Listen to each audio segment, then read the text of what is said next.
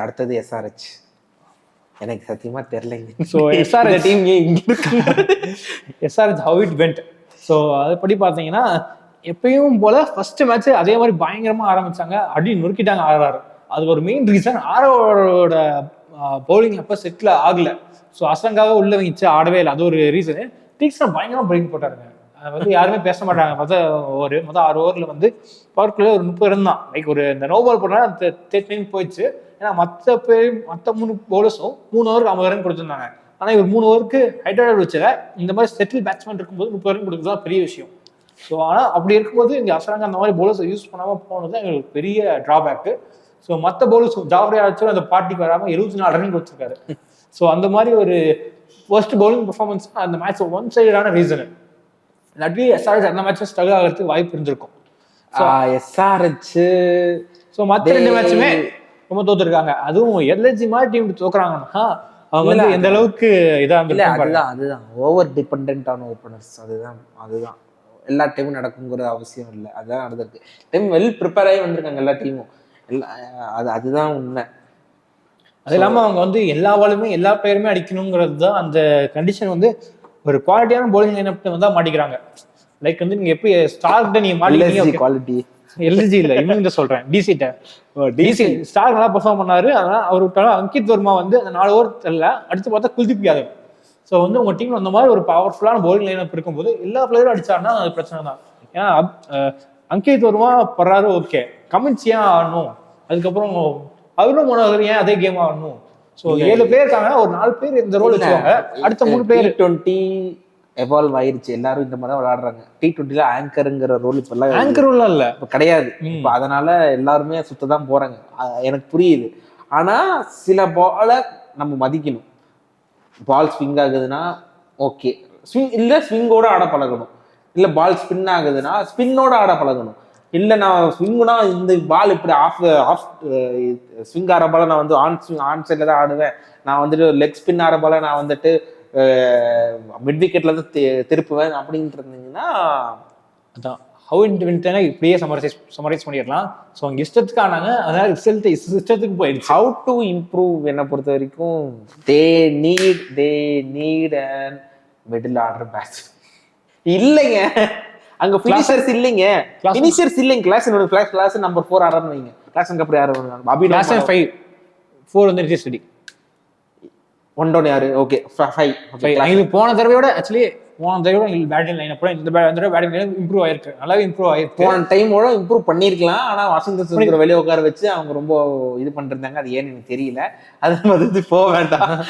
நம்ம இந்த தடவை இம்ப்ரூவ் பண்ணிருக்காங்க. உங்களுக்கு வந்து ஒரு பேட்ஸ்மேன் அபினவ் மனோகர் அவரை நம்பி அனிகத் ரெண்டு மேட்ச் எல்லாமே விளையாண்டாரு. ஆனா அவரை நம்பி எல்லாம் வச்சு போகுமா எனக்கு தெரியல. Pat Cummins too good at number 8. Okay fine. Number 8 fine. Number 7ல அபினவ் மனோகர். ஏன் அபினவ் மனோகர் அப்படி தெரியுதுன்னா அவர் கேம் ஆடாம போன டைம் மார்க்கோ யான்சன் நம்பர் 7 விளையாண்டாரு. So they had a good finisher. பயங்கரமா விளையாண்டு இருக்காரு. அவர் வந்து எஸ்ஆர்ஹெச் மிஸ் பண்ணி ஞாபகமே இல்ல. நீங்க அதெல்லாம் பார்த்துட்டு குட் ஃபினிஷர். ஸோ அதனால மார்க்கோ யான்சன் அந்த சீசன் ஃபுல்லா போனது அங்கித் வர்மா 2 மேட்ச்ல முடிச்சு கொடுத்துட்டாரு. ஸோ வந்து என்ன பொறுத்த வரைக்கும் they have weakness there. அதே மாதிரி பவுலிங் போனதை இந்த டைம் நல்லா போனதையோட இந்த தடவை பேட்டிங் நல்லா தான் இருக்கு. போன வாட்டி அபிஷேக் சர்மா எல்லா மேட்சும் பெர்ஃபார்ம் பண்ணா, இந்த முதல் 3 மேட்சும் அபிஷேக் சர்மா நிதிஷ் ரெட்டி பெர்ஃபார்ம் பண்ணல. அதனால நமக்கு அப்படி தெரியுது இல்ல. ஆனா ஓவராலா நீங்க எடுத்து ஸ்டாட்ஸ் எடுத்து பாருங்க. ஆக்சுவலா போன டைம் போன வாட்டி ஏன் கேகேஆர் எல்லா மேட்சுமே எடுத்தோன்னு தோத்துட்டாங்க. கேகேஆர் ஏன் அடைய முடியல? ஏன்னா விக்கெட்ஸ் முன்னாடி விழுந்துருச்சு. முன்னாடி முக்கியம் ஏன் பில்லார்ட் பேட்ஸ்மேன் அவங்களுக்கு இல்ல. அவங்களுக்கு போன வாட்டி இருந்ததே ஓப்பனா சொல்லணும். முன்னாடி இருந்த பேட்ஸ்மேன்ஸ் யார் தெரியுமா? 3 பேட்ஸ்மேன் பிளஸ் நிதிஷ் ரெட்டி 3+1 அப்படின்னு தான் இருந்துச்சு. ஆனா இந்த வாட்டி நிதிஷ் ரெட்டி இம்ப்ரூவ்ட் பேட்ஸ்மேன். அப்புறம் நம்பர் 3 இஷான் கிஷன் போல அங்கே திருப்பதி அடிக்கவே இல்லை. எல்லா மயங்க கரண்ட் போட்டு யாருமே அடிக்கவே இல்லை. நம்பர் 5க்கு அப்புறம் இங்கே பேட்ஸ்மேனே இல்லை. கிளாஸ் 7 தான் வருவாரு. அதுக்கப்புறம் சபாஸ் அகமத் வச்சு கொஞ்ச நாள் ஓட்டினாங்க. சபாஸ் அகமத் ஏன்னா சபாஸ் அகமத் போட்டுக்கலாம். நம்பர் 7 ஏன் அடிக்கலன்னு தெரியல. என்ன பொறுத்த வரைக்கும் போன டைம் இந்த டைம் பேட்டிங் தின்லாம் இல்ல. நீங்க என்ன பொறுத்த வரைக்கும் ஸ்டாட்ஸ் போறேன். Marco number 5 okay, number 5 okay, number 5 top 5 வரைக்கும் ஓகே. பட் ஃபினிஷர்ஸ் இல்லைங்க, குவாலிட்டி ஃபினிஷர்ஸ் கிடையாது. நம்பர் 6 போன தடவை யாரு? போன டைம் வந்துட்டு தெரியாது. எங்களுக்கு இல்ல போன வாட்டியோட இந்த தடவை பேட்டிங் ஸ்ட்ராங்கா இருக்கு. போன வாட்டி ஷாபாஸ் தான் இறங்குவார். சாபாஸ் அதான் சொல்றேன். சாபாஸ் ஆன்சனும் 2 பேர் அடிச்சதை அவங்க 2 சீசன் ஃபுல்லா அடிச்சதை அங்கித் வரும்போது 2 மேட்ச்லயே அடிச்சிட்டாரு. ஸோ அது இல்லாம அபினவ் மனோகர் ஜிடிலேயே நல்லா பெர்ஃபார்ம் பண்ணிட்டு தான் வந்திருக்காரு.